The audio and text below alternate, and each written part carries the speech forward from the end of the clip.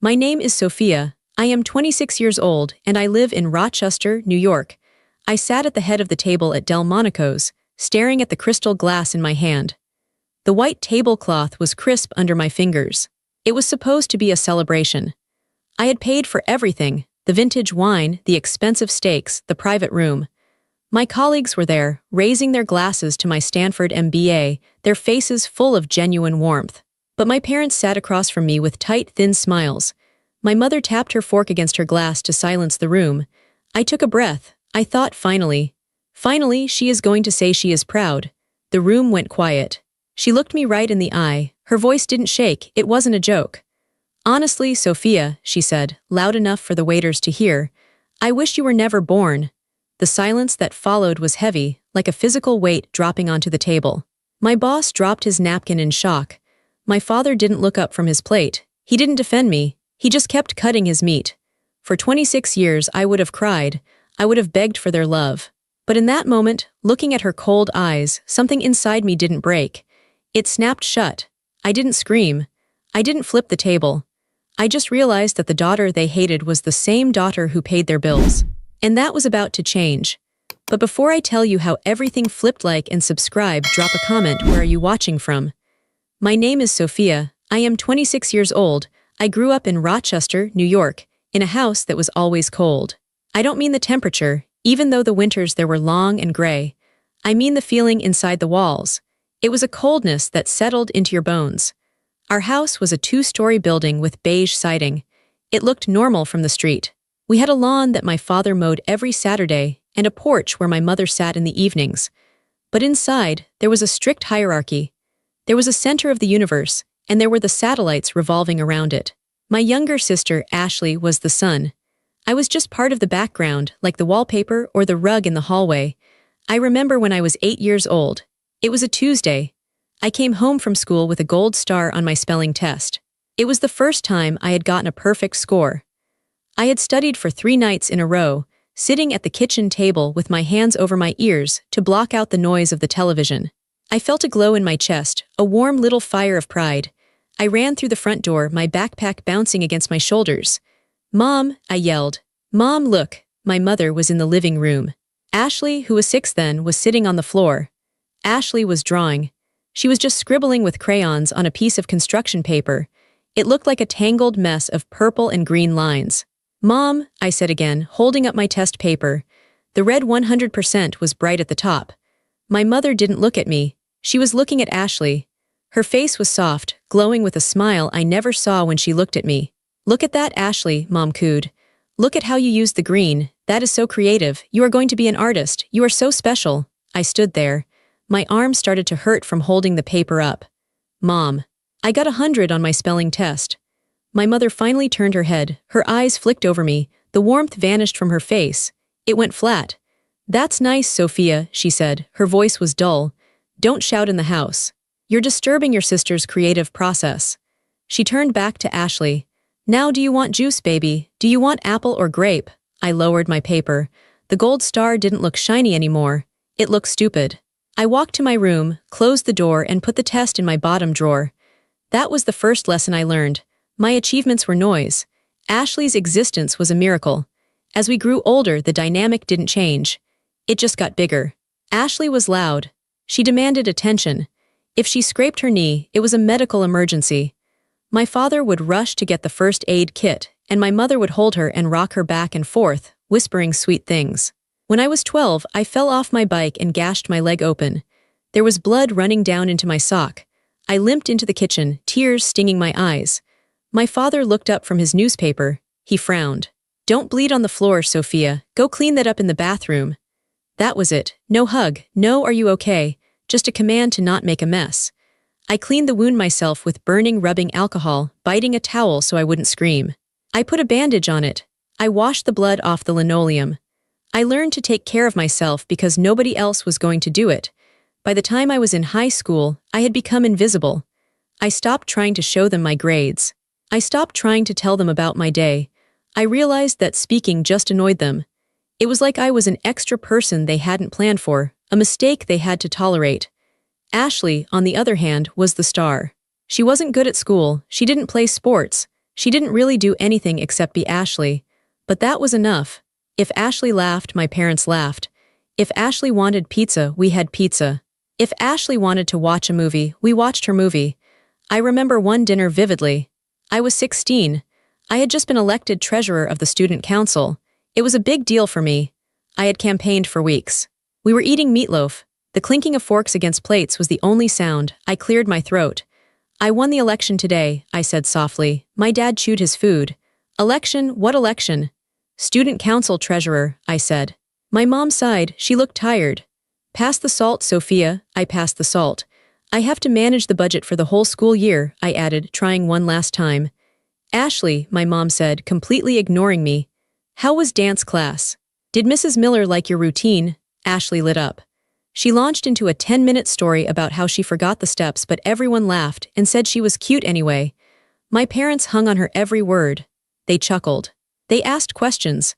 I looked down at my meatloaf. I felt like I was underwater. I was screaming, but no sound was coming out. I realized then that I could disappear right from the table, vanish into thin air, and they probably wouldn't notice until it was time to clear the dishes. That night I lay in bed and stared at the ceiling. I didn't cry. Crying implied that I was surprised. I wasn't surprised. I was just learning the rules. Rule number 1, I am alone. Rule number 2, do not expect anything. Rule number 3, survive. I started to build a wall inside myself. It wasn't a wall of anger, not yet. It was a wall of silence. I kept my thoughts, my dreams, and my victories behind that wall where they couldn't touch them. If they didn't care about me, then they didn't get to know me. I became a stranger in my own home, a quiet ghost who drifted through the halls, watching a family that I wasn't really a part of. The summer I turned 17, the reality of my role in the family shifted. I went from being invisible to being a utility. My father lost his job at the manufacturing plant. He sat at the kitchen table for weeks, staring at the want ads in the paper, drinking coffee that grew cold in his mug. The atmosphere in the house changed from cold to tense. Money became a monster that lived in the walls, but the monster didn't come for Ashley. It came for me. Sophia, my mother said one morning. She didn't look at me. She was washing dishes, scrubbing a pan with aggressive circles. You're 17, you're capable, we need help.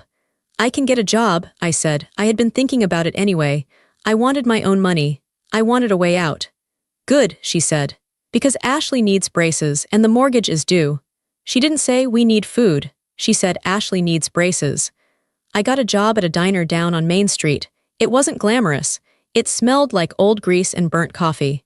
I worked the after-school shift from 4 p.m. to 10 p.m. On weekends, I worked doubles.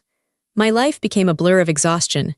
I would wake up at 6 a.m. to study, go to school until 3 p.m., run to the diner, work until close, come home, and do homework until 1 a.m.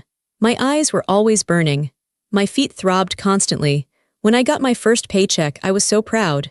It was $300. I held the check in my hand, looking at my name printed on the paper. It felt like freedom. I walked into the kitchen. My mom was waiting. She held out her hand. Is that it? She asked. I froze. I need gas for the car to get to work, and I need lunch money. We are a family, Sophia, she snapped. Her voice was sharp. Families help each other. Do you want us to lose the house? Do you want your sister to suffer? I handed over the check. She didn't say thank you. She just looked at the amount and frowned. Try to pick up more shifts next week, she said. That was the beginning. I picked up a second job cleaning offices on the weekends. I would vacuum endless rows of gray carpets and empty hundreds of trash cans. I wiped down desks that belonged to people with real careers, people who probably went home to families who loved them. I started tutoring math during my lunch periods at school. $5 an hour. Every cent went into a jar on the kitchen counter. My parents stopped seeing me as a daughter completely. I was an ATM. I remember one night in particular. It was February. A blizzard was hammering the windows. I had just come home from cleaning the offices. My hands were chapped and raw from the cleaning chemicals. My back ached so bad I could barely stand up straight. I walked into the living room, shivering. My dad and Ashley were watching a movie. They had popcorn, the house was warm. I'm home, I whispered. Dad didn't turn around. Did you remember to stop at the store? We're out of milk. I blinked, fighting back tears of sheer exhaustion. Dad, it's a blizzard. I've been working for 10 hours. I walked from the bus stop. Ashley needs milk for her cereal in the morning, he said, his voice hard. You're the one with the income right now, Sophia, don't be selfish. Selfish. The word hit me like a slap. I was 17. I was paying the electric bill. I was paying for the groceries. I was paying for Ashley's dance lessons. And I was selfish because I didn't walk back out into a blizzard to get milk. I put my coat back on. My wet boots squelched as I walked back out the door. I walked 3 blocks to the corner store in the freezing wind. I bought the milk with the tips I had made cleaning toilets. When I came back, I put the milk in the fridge. Nobody said anything. Nobody looked at me. College was worse. I stayed local because they said they couldn't afford for me to go away and they needed my income. I went to the state university nearby. I scheduled all my classes for the morning so I could work full-time in the afternoons and evenings. I worked in the university library restocking shelves. I worked at a retail store folding clothes. I tutored. My grades were perfect. I don't know how I did it. I think I was fueled by a desperate, burning need to prove that I was worth something. I thought if I work hard enough, if I succeed enough, one day they will look at me and say, "Good job, Sophia." But they never did. 1 month, the mortgage payment was higher because of a tax adjustment. I didn't have enough. I had paid my tuition, bought my books, and given them everything else. I was short by $200. I sat my parents down. "I can't cover the whole mortgage this month," I said, my voice shaking. "I have to pay for my calculus textbook." My mother looked at me with pure disgust. "So you're choosing yourself over this family, again?"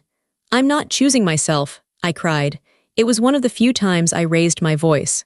"I'm trying to get a degree. I'm trying to build a future." "Ashley needs a prom dress," my mother said coldly. "Everyone else is getting new dresses. You want her to go in rags because you need a book." I stared at her. It was insane. It was illogical. But in their eyes, it was absolute truth. Ashley's happiness was a necessity. My education was a luxury. I sold my old laptop to pay the mortgage. I studied at the library computers for the rest of the semester. Ashley got her dress. She looked beautiful. My parents took 100 photos of her. I stood in the background, holding my used textbooks, wearing shoes with holes in the soles. I was 20 years old and I felt 80. I was tired in my soul, but I kept going. I kept paying. I kept surviving. The acceptance letter came via email on a rainy Thursday afternoon. I was sitting in the student union, my laptop plugged into the wall, nursing a black coffee because I couldn't afford milk or sugar. I refreshed my inbox. There it was, Stanford Graduate School of Business. My heart stopped. I clicked it. "Dear Sophia, congratulations." I stopped reading. I put my hand over my mouth. Tears pricked my eyes, hot and sudden. Stanford. It was the best business school in the world. It was across the country. It was my ticket out. It was proof that I wasn't invisible. It was proof that I was smart, that I was capable, that I was more than just a paycheck for my family. I ran to my advisor's office. Mrs. Gable was a stern woman with gray hair, but she had always been kind to me. I burst into her office without knocking. "I got in," I gasped. "Mrs. Gable, I got into Stanford." She stood up. Her face crumpled. She walked around her desk and hugged me. It was the first time an adult had hugged me in years. "I knew it," she whispered. She was crying. "Sophia, you worked so hard. You deserve this more than anyone I've ever met." I held on to her. I felt lighter than air. I felt like I was floating. I drove home. I drove fast. I rehearsed what I would say. This had to be it. This was the moment. They couldn't ignore this. This wasn't a spelling test. This was Stanford. I walked into the house. My mom was in the kitchen chopping vegetables. My dad was watching TV. Ashley, who was 20 now and taking a gap year, which meant she was sleeping until noon and shopping with my money, was painting her nails at the table. "Mom, Dad," I said. My voice was ringing with excitement. "I have news." My dad didn't mute the TV. "Make it quick, Sophia, the game is on." "I got into graduate school," I said. I took a deep breath. "I got into Stanford." In California, silence. My mom stopped chopping. She turned around slowly. She didn't smile. She looked worried. "California," she said. "That's very far away." "It's Stanford, Mom," I said, emphasizing the name. "It's one of the best schools in the world. I'm going to get my MBA." "How much does it cost?" my dad asked. He finally looked away from the TV. "I got a scholarship," I said quickly. "A full ride. It won't cost you anything." "That's not what I mean," he grunted. "If you go to California, who is going to pay the water bill? Who is going to help with the groceries?" I felt the air leave my lungs. I felt like I had been punched in the stomach. I won't be living here, I stammered. I have to go, it's my career. Ashley blew on her nails. So you're just leaving us, she said. Her voice was whiny. That's really rude, Sophia. Mom has been stressed lately, she needs help. I have helped, I said, my voice rising. I've paid for everything for 4 years, this is my chance, my mother sighed. She picked up her knife and started chopping again. The sound was loud against the cutting board. Chop, chop, chop. Well, she said without looking at me, if you want to run away and be selfish, we can't stop you, but don't expect us to pay for your plane ticket. I don't expect anything from you, I said. Lower your voice, my father snapped. You're upsetting your mother. That was the celebration. No cake, no congratulations. Just an accusation of abandonment. I went to Stanford. I packed my life into 2 suitcases and left. For 2 years, I worked harder than I had ever worked. But this time, it was for me. I met people who thought I was brilliant. I met professors who respected my mind. I learned what it felt like to be valued. But the cord to my family was still there. I still sent them money from my stipend. I still answered their guilt-tripping phone calls. I still craved their approval. It was a sickness, a deep, rotting hope that I couldn't cut out. I graduated at the top of my class. I landed a job with a top-tier consulting firm in Seattle. The starting salary was more money than my father had made in 10 years. I flew home for a visit before moving to Seattle. I wanted to show them. I wanted to say, look, I made it, I'm successful, please love me. I sat at the kitchen table in my expensive suit. My parents were there. Ashley was there. Ashley was now working part-time as a receptionist at a vet clinic. She wore scrubs to work. I got the job, I told them. I slid the offer letter across the table. I'm going to be a senior consultant. My dad glanced at the paper. Consultant, what does that even mean? You just talk to people. I solve complex business problems, I explained. I help companies survive. My mom patted Ashley's hand. Ashley was wearing her scrubs. Well, my mom said. Ashley saves lives. She helped a golden retriever today that swallowed a sock. That's real impact, Sophia. That's real work, not just pushing papers around. I looked at Ashley. She smirked. Yeah, it was really intense, Ashley said. The dog was so scared, I had to hold his paw. You're an angel, Ashley, my dad said, beaming. A real angel. I sat there in my suit, with my Stanford degree and my 6-figure job offer, and I felt smaller than the grain of salt on the table. They didn't care, they would never care. I could become the president of the United States and they would say, that's nice, but Ashley walked the dog today. I realized then that it wasn't about what I did, it was about who I was. To them, I was the provider, the mule, the background noise. Ashley was the protagonist. But I still didn't give up. I had one last hope. My official graduation ceremony was coming up, and I decided to host a dinner. I wanted to force them to see me. I wanted to surround them with people who respected me, hoping that maybe, just maybe, they would see what everyone else saw. It was the stupidest mistake of my life. I planned the dinner with military precision. I wanted it to be perfect. I chose Delmonico's, the finest steakhouse in the city. It had dark wood paneling, velvet chairs, and waiters in white tuxedos. It was the kind of place my parents had never been to, the kind of place that demanded respect. I invited my parents and Ashley. I paid for their plane tickets to fly out to California. I paid for their hotel. I bought Ashley a new dress because she complained she had nothing to wear. I also invited my boss, Mr. Henderson, and 2 of my closest colleagues, Sarah and David. I wanted witnesses. I wanted my parents to hear how these successful, important people spoke about me. The night arrived. I wore a black dress that cost more than my first car. I felt strong. I felt ready. We met at the restaurant. My parents looked uncomfortable. My dad was pulling at his collar. My mom was looking around the room with a critical eye. Ashley was taking selfies with her phone, ignoring everyone. This place is dark, my mom said as we sat down. Why is it so dark? It's depressing. It's atmospheric, Mom, I said, trying to keep my voice light. It's elegant.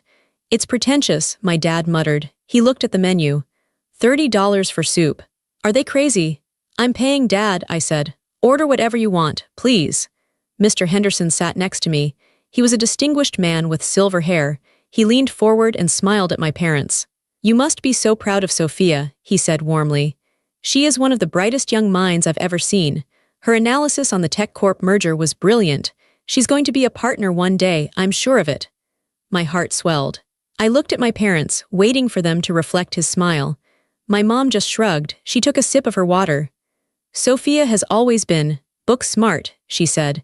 The way she said it made it sound like an insult. But she lacks common sense sometimes. She works too much. She doesn't know how to enjoy life like her sister. Sarah, my colleague, chimed in. But her work ethic is incredible. She inspires the whole team. Ashley inspires people too, my dad interrupted.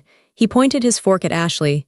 She works at a vet clinic. She helps sick animals. That takes heart. That takes compassion. Business. That's just cold numbers. I felt a flush of embarrassment creep up my neck. They were doing it again. They were diminishing me in front of my boss. Dad, I said, my voice tight.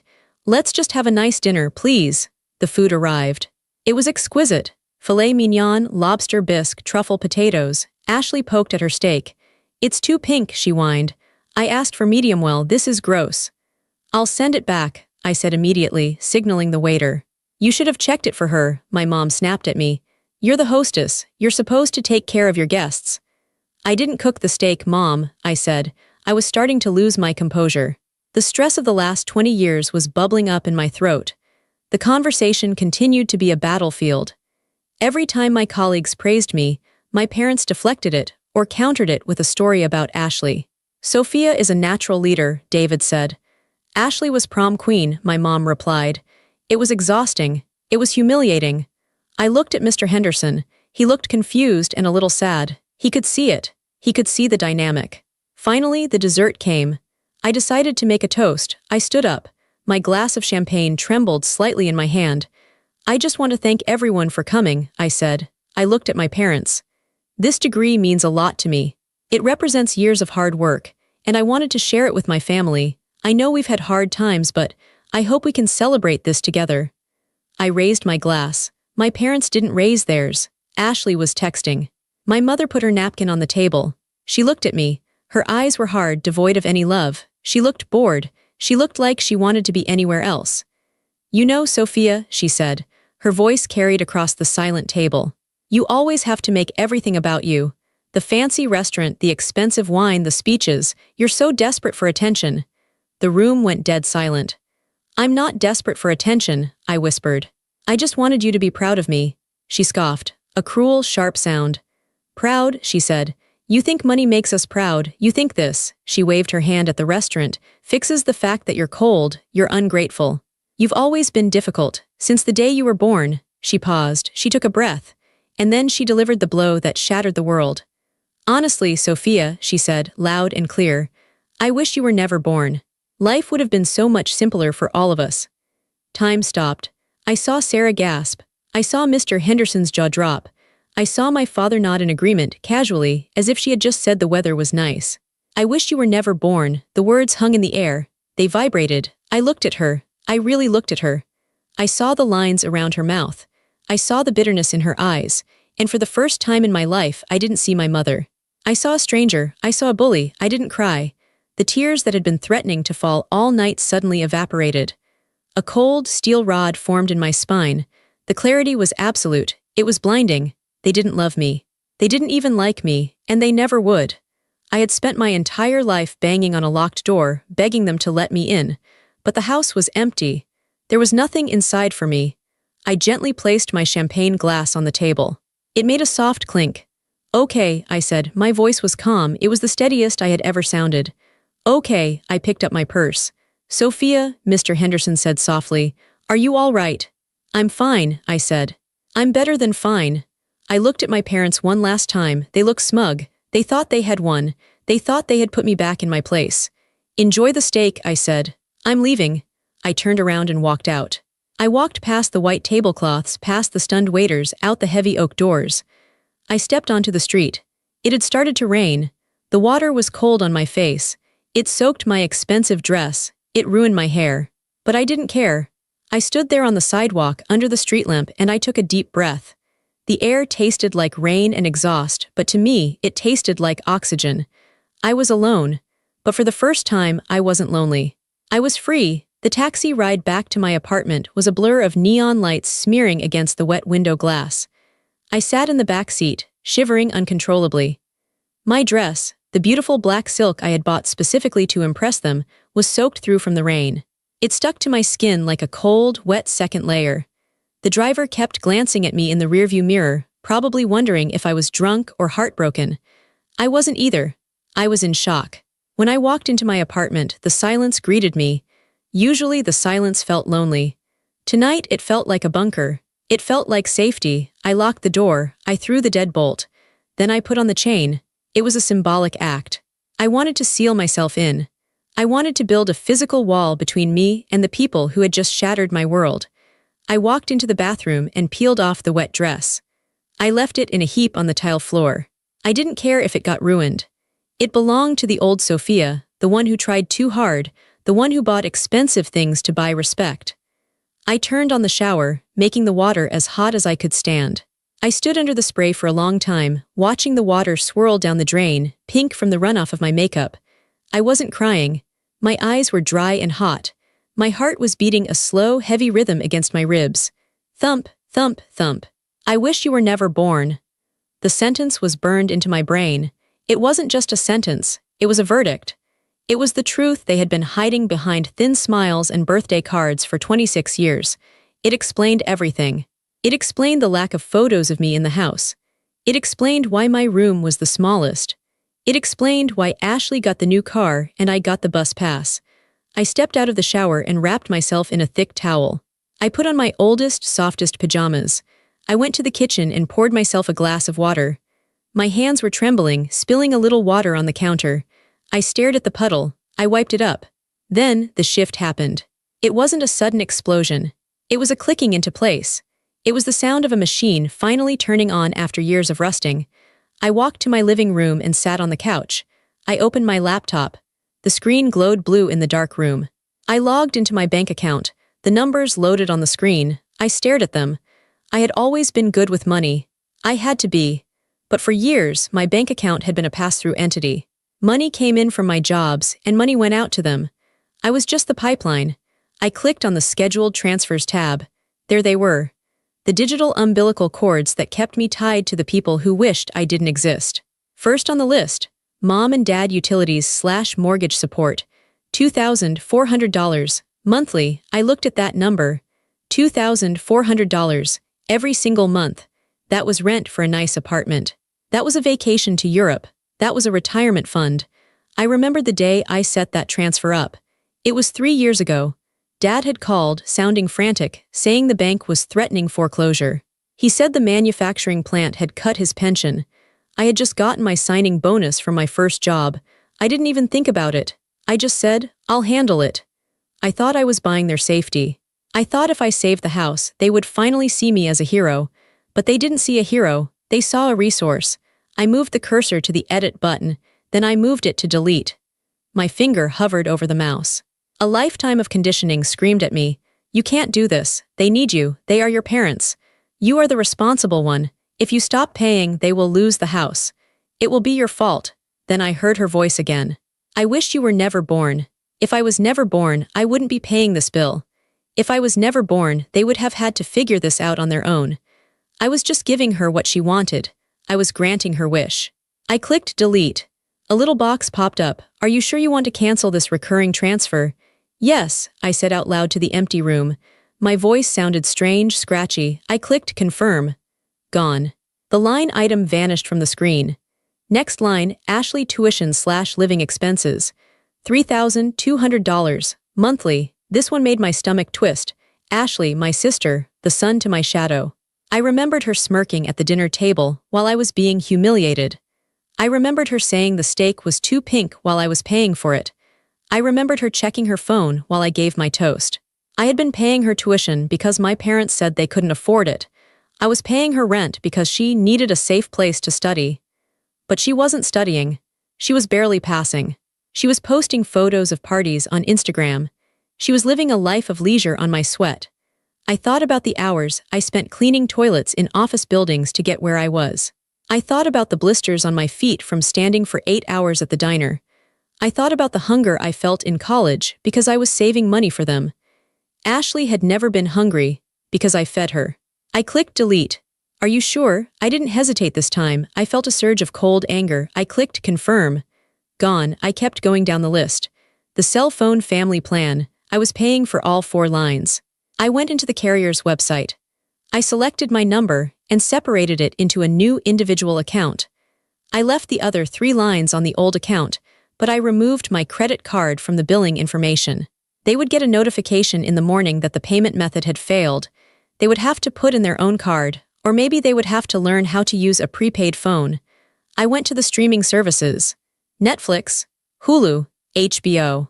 I checked the watch history. It was all them. Ashley watching The Bachelor, Dad watching old war movies, Mom watching cooking shows. I changed the passwords, all of them. Then I hit the button that said sign out of all devices. It was petty. I knew it was petty, but it felt good. It felt like taking back the small pieces of myself that I had given away. It took me an hour. It was surgical. I was dissecting my life, cutting out the tumors. When I was done, I looked at the total monthly outgoings number at the bottom of the screen. It had dropped by nearly $6,000. $6,000 a month. That was $72,000 a year. That was a house. That was freedom. I closed the laptop. The room felt different. It felt bigger. The air felt cleaner. I looked at my phone. It was buzzing. Texts were coming in. They must have received the notifications about the canceled transfers or the phone plan changes. Mom, where did you go? That was incredibly rude. Dad, you embarrassed us in front of your boss. You need to come back and pay the bill. Ashley, my Netflix isn't working. Did you change the password? Mom, the phone company just texted me. The bill is due. Why isn't your card working? I didn't feel the usual panic. I didn't feel the urge to apologize. I felt a cold, distant curiosity, like I was watching ants scurry around after I stepped on their hill. I didn't reply. I didn't block them, not yet. I wanted them to realize it on their own. I went to my bedroom and crawled into bed. The sheets were cool. I curled up on my side. I expected to stay awake all night, staring at the ceiling, tortured by guilt. But I didn't. For the first time in years, the crushing weight on my chest was gone. I closed my eyes, and within minutes I was asleep. A deep, dreamless sleep. The sleep of the innocent. The next morning, I woke up to the sun streaming through my window. It was a Saturday. Usually, on Saturdays, I called my mother. I would listen to her complain about the neighbors, about her back pain, about how expensive groceries were. I would offer to send more money. I would try to fix her problems. Today, I didn't call. I stretched. My body felt different, looser, less tense. My jaw wasn't clenched. I made coffee, using the expensive beans I usually saved for guests. I stood on my small balcony and looked out at the city. My phone had more notifications. Failed payment alerts. Angry texts. Dad, call me immediately, Sophia. Ashley, seriously, you cut me off. I have rent due in 2 days. Mom, you are being very childish. Pick up the phone. I looked at the messages, and then I turned my phone off. I put it in a drawer in the kitchen. I closed the drawer. I had a few days before I had to move to Seattle for the new job. I decided to spend them being a person I had never met, myself. I went for a walk in the park. I bought a coffee and a croissant, and I sat on a bench and just watched people. I watched a father pushing his daughter on a swing. He was laughing. She was screaming with joy. It made my heart ache a little, but it was a dull ache, like an old bruise. I didn't have to study. I didn't have to work a second job. I didn't have to worry about whether the electricity at my parents' house was going to be cut off. That afternoon, I went to a bookstore. I bought 3 books just because the covers looked interesting. I had never done that. I always bought books I needed for class or for work. I sat in a cafe and read for 3 hours. No one interrupted me. No one asked me for anything. The silence from my end was absolute. I didn't call. I didn't email. I didn't send a letter. A week later, I moved to Seattle. I hired movers. Real movers. I didn't have to beg friends to help me or do it myself to save money. I watched them pack my boxes, and I drove to my new city. I got a sleek, modern apartment overlooking the Sound. It was expensive, but I could afford it now. Easily. I bought new furniture, a gray velvet couch, a glass dining table, a bed that felt like a cloud. I started my job at the consulting firm. It was demanding, high-pressure work, and I loved it. I threw myself into it. My first big project was Project Alpha, a restructuring plan for a massive logistics company. It was a mess of data, inefficient supply chains, and bleeding revenue. It was a puzzle, and I was good at puzzles. I was good at seeing where the waste was. I worked 14-hour days. But it wasn't the exhausting, soul-crushing work of my youth. It was stimulating. My colleagues respected me. When I spoke in meetings, people listened. They took notes. They asked for my opinion. Mr. Henderson, my boss who had been at the dinner, never mentioned that night explicitly, but he treated me with a new softness. He checked in on me. He made sure I was taking lunch breaks. One afternoon, 3 months later, he called me into his office. "Sophia," he said, "the client is thrilled with your proposal. They want to implement it immediately. This is a huge win for the firm." "Thank you, sir," I said. He leaned back in his chair. "You know, there's a business magazine, Northwest Strategy. They want to do a feature on rising stars in the industry. I nominated you." I blinked. "Me?" "Yes," he said. "They want to interview you next week. About your background, your drive. You have a story, Sophia. People should hear it." I hesitated. My background was a minefield. "I'd be honored," I said. The interview was held in a coffee shop near the office. The journalist was a kind woman named Alina. She asked about my education, my work ethic. "You have such a relentless drive," Alina said, her pen poised over her notebook. "Where does that come from? Was your family very academic?" I looked at my coffee cup. I could have lied. I could have given the standard answer about supportive parents and a nurturing environment. "No," I said. I looked her in the eye. "My drive comes from survival." Alina stopped writing. "Survival? I grew up in a situation where I wasn't seen," I said. I chose my words carefully. I learned early on that if I didn't build a future for myself, no one was going to do it for me. I worked because I had no safety net. I succeeded because failure wasn't an option. It would have meant disappearing. Alina listened intently. We talked for 2 hours. I didn't give her the gory details, but I was honest about the emotional reality. I spoke about resilience. I spoke about the power of walking away from toxic loyalty. When the article came out a month later, the headline was, "The Architect of Her Own Life, Sophia Miller on Resilience and Breaking Free." It went viral locally. Then it got picked up by a national blog. I started getting emails. Hundreds of them, not from business people but from strangers. "Dear Sophia, I read your interview. My mother is the same way." "Dear Sophia, I thought I was the only one who felt like an ATM for my family." "Dear Sophia, thank you for saying it's okay to choose yourself. I read every single one." I cried over them. I realized I wasn't just a victim anymore. I was a survivor, and I was helping others just by existing. Meanwhile, the silence from Rochester continued. I assumed they were sulking. I assumed they were playing the game of, let's ignore her until she comes crawling back. They were waiting for me to break.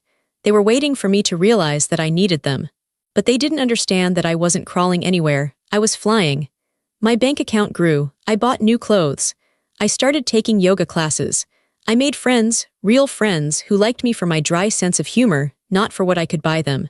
6 months passed. I felt like I had been reborn. The old Sophia, the sad, hunched girl in the hallway, was fading away like a bad dream. I was becoming someone new, someone strong. But the past has a way of trying to claw you back one last time. It was a Tuesday in November. It was raining in Seattle, a relentless gray drizzle that slicked the streets and made the city look like a watercolor painting. I had just come home from work. I was tired but happy. I had ordered Thai food and was planning to watch a documentary. My building had a buzzer system, but sometimes people slipped in when residents opened the main door. It wasn't perfect security, but it was usually fine. I was in my kitchen, pouring a glass of wine, when I heard a knock at my apartment door. I frowned. I checked the time. My food delivery wasn't due for another 20 minutes. It was too early. I walked to the door and looked through the peephole. My blood ran cold. The glass of wine in my hand shook, the red liquid tilting dangerously close to the rim.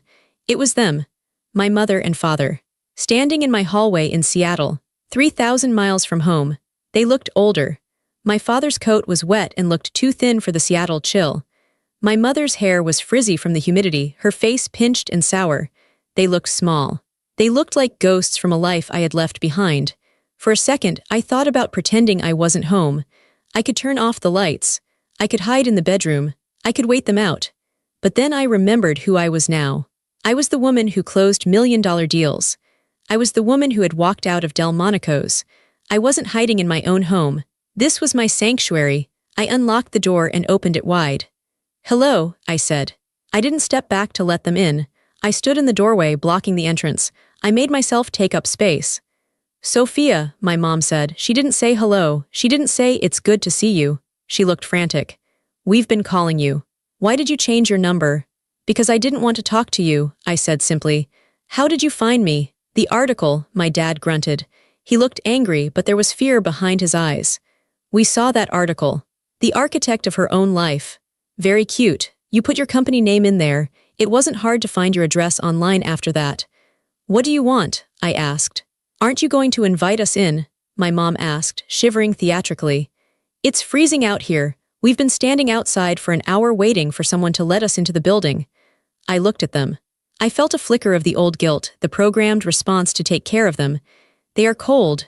They are my parents. But I squashed it. I remembered the dinner. I remembered the years of neglect. No, I said. State your business. My mother's face hardened. She dropped the act of the fragile old woman. Fine, be that way, it's Ashley. What about her? She's in trouble, Sophia, my mom said, her voice rising to a pitch I knew well. The crisis pitch, the pitch that used to make me open my wallet. The university, there was a mix-up with the tuition payment. There was no mix-up, I said. I stopped paying it 6 months ago. Exactly, my dad shouted. He stepped forward aggressively. You stopped paying, you didn't tell anyone, the checks bounced. She's 2 semesters behind. They are kicking her out, they are withholding her transcripts. She can't transfer. She's going to lose everything. And she has some credit card debt, my mom added quickly, wringing her hands. She was using the card for living expenses, and when the payment didn't go through, the interest piled up. The collectors are calling the house, Sophia. They are threatening to sue, they are going to ruin her credit. I leaned against the doorframe, I crossed my arms. So, let me get this straight. Ashley didn't pay her bills, you didn't pay her bills. And now she's facing the consequences.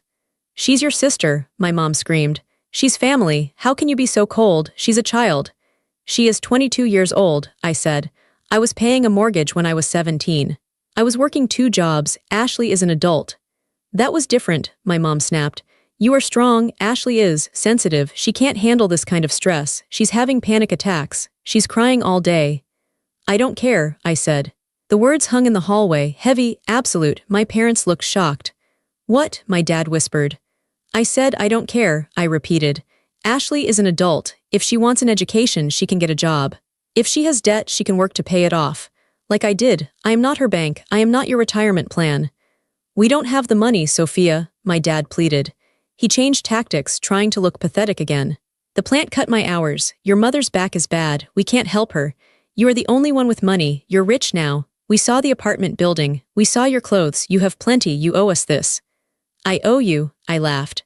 It was a dry, humorless sound. I owe you, after you told me you wished I was never born. My mother waved her hand dismissively. Oh, stop being so dramatic, I was upset, I didn't mean it. You did mean it, I said. And even if you didn't, you said it. You can't unsay it. You humiliated me in front of my boss, you broke me. So you're going to let your sister's life be ruined because of a comment at a dinner? My dad asked. You're that petty. It's not about the comment, I said. It's about the 26 years before the comment. It's about the fact that you are standing here, demanding $50,000 or whatever it is, and you haven't even asked me how I am. You haven't asked if I'm happy, you just see a wallet. We are your parents, my mom yelled. We gave you life. And you made me pay for it every single day, I said. The debt is paid, Mom. I'm done, we're not leaving, my dad said, crossing his arms. He planted his feet. We are not leaving until you write a check for Ashley. We will sleep right here in this hallway if we have to. We will cause a scene. Then you'll be sleeping in the hallway, I said, and I'm calling building security. I reached for the door handle to close it. My father stepped forward. He put his hand on the door to stop it. His face was red. For a second, I saw a flash of violence in his eyes, the kind of intimidation he used to use when I was a teenager to make me comply. Don't you dare close this door on me, he growled. You ungrateful little brat. You think you're better than us? I looked at his hand on my door. I wasn't 17 anymore. I wasn't afraid. I looked at his hand and then I looked at his eyes. Yes, I said calmly. I am better than you, not because I have money, not because I have a degree, but because I would never treat a human being the way you have treated me. I pulled my phone out of my pocket. I am dialing 911. You have 10 seconds to get off my property. My father stared at the phone in my hand. He saw the numbers on the screen, 9-1-1. He hesitated. He looked at my mother. The bluff was called. They were bullies, and bullies are cowards when their victim stops being afraid. They realized they had no power here. This wasn't their kitchen table. This was my world. He took his hand off the door. "You're a monster," my mother hissed. Her face was twisted into a mask of pure ugliness. "I was right. I should have never had you. You are a cold, heartless monster." "If being a monster means protecting myself from you," I said, "then I'll wear the label proudly." "Don't expect to hear from us again," my dad spat. "When you're alone and miserable, don't come crying to us. You are dead to us." "I've been dead to you for a long time," I said. "I'm just finally accepting the funeral." I looked at them one last time. I wanted to memorize this moment. Not out of pain, but out of victory. I wanted to remember the exact moment the last chain snapped. "Goodbye," I said. "You'll regret this," my mom screamed as I started to close the door. "You'll regret this for the rest of your life." "Consider me as if I never existed," I said. I slammed the door. I thrown the deadbolt. Click. I stood there in the hallway of my apartment. I waited for the crash. I waited for the sobbing. I waited to fall apart. But the silence in the apartment was just peaceful. It was profoundly quiet. I walked to the window. I looked down at the street. It took a few minutes. Then I saw two small figures walk out of the building entrance. They were arguing. My dad was gesturing wildly at my mother. My mother was huddled in her coat. They walked down the wet street, getting smaller and smaller, until they turned the corner and vanished. They were gone. I went back to the kitchen. My wine was still there. I took a sip. It tasted rich and full. My delivery food arrived 5 minutes later. The delivery guy was cheerful. "Hey, sorry for the delay, traffic was crazy," he said. "It's no problem," I smiled. "Have a good night." "You too." That night I didn't just eat dinner, I feasted. I sat on my couch, wrapped in a blanket, and I realized that the fear was gone, the obligation was gone. The nagging voice in the back of my head that said you are not enough was silent. I had faced the dragon. I had opened the door and looked it in the eye, and I had sent it away. I slept that night with the windows open, listening to the rain on the city streets. It didn't sound like a storm anymore. It sounded like applause. The weeks turned into months. The months turned into a year. I never heard from them again. I didn't change my number again, but they didn't call. I assumed they found someone else to leech off of, or maybe Ashley finally had to get a job. Maybe they sold the house. Maybe they were miserable. I didn't check. I didn't look them up on social media. I didn't ask old neighbors about them. I let them stay in the past, where they belonged. I treated them like a bad book I had finished reading. I put it on the shelf and walked away. My life in Seattle blossomed. I was promoted to partner at the firm within 2 years. I bought the apartment I was renting. I filled it with art that I liked, not cheap prints that were on sale. I traveled. I went to Paris and sat in cafes eating pastries. I went to Tokyo and got lost in the neon streets. I stood in the Colosseum in Rome and thought about endurance. I started dating. I met a man named Mark. He was an architect. He was kind. He was steady. He didn't play games. He had a loud, messy, loving family who welcomed me without question. The first time I went to Thanksgiving at Mark's parents' house, I was terrified. I stood on the porch, holding a bottle of wine, shaking. "What if they don't like me?" I whispered to Mark. "What if I do something wrong?" "They'll love you," he said, kissing my temple. "Just be yourself." When we walked in, his mother hugged me. A real hug, warm, enveloping, smelling of cinnamon and perfume. "Sophia," she cried, "Mark has told us so much about you. Come in, come in." "Are you hungry?" I sat at their table.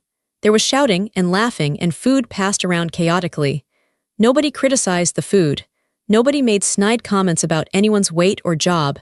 Nobody compared the siblings, they just loved each other. They teased each other, but it was with affection, not malice. I excused myself halfway through dinner and went to the bathroom. I locked the door and looked at myself in the mirror. I let one single tear roll down my cheek. It wasn't a tear of sadness. It was a tear of relief. This existed. Love without conditions existed, and I had found it. One evening, 3 years after the dinner at Delmonico's, I was standing on my balcony. The sun was setting over Puget Sound, painting the water in stripes of gold and violet. I had a glass of iced tea in my hand. I had just signed a contract for my biggest project yet.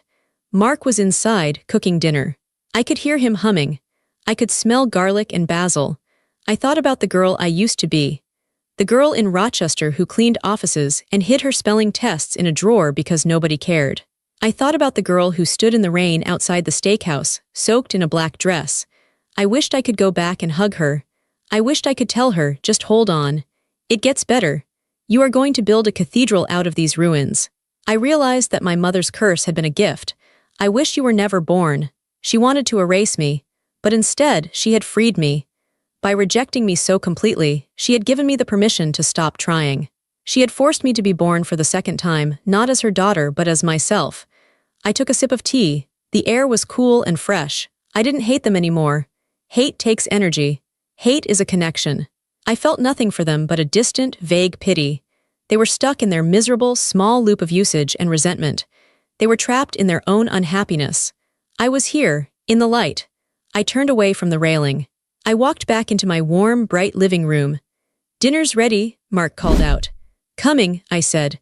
I slid the glass door shut, locking out the cold, and went to sit at the table where I